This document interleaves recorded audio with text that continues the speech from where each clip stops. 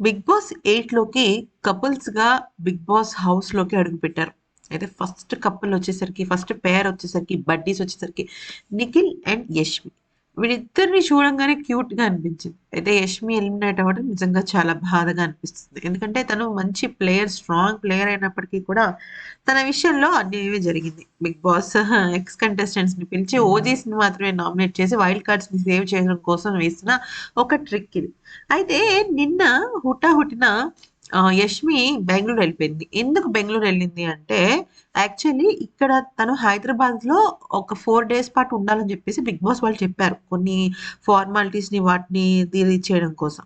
అయితే మ్యాటర్ ఏమైందంటే, యష్మి వెళ్తూ నిఖిల్‌కి అయితే నిన్న తనతో పాటు నిఖిల్ తనకిచ్చాడు గదా! జాకెట్.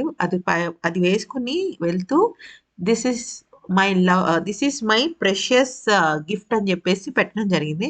తన ఫ్రెండ్‌తో పాటుగా ఆ జాకెట్‌ని కూడా కలిపి తీసుకెళ్ళింది. ఆ జాకెట్ మనందరం చూసినట్టయితే నిఖిల్‌ది. కిరాక్ బాయ్స్, కిలాడి గర్ల్స్ ఫినాలేలో కూడా నిఖిల్ అదే జాకెట్ ఏసాడు. అదే జాకెట్ బిగ్ బాస్ హౌస్‌లో చలిలో ఆడుతున్నప్పుడు తనకి వెచ్చగా ఉంటుందని ఇది ఇచ్చాడు. జాకెట్, హుడీ ఇచ్చాడనమాట. సో, అది తన చేత్తో పట్టుకొని ఇట్స్ సో ప్రెషియస్ అని చెప్పి పెట్టిందనమాట. సో, ఈ వీడియో నచ్చితే లైక్, షేర్ అండ్ సబ్స్క్రైబ్.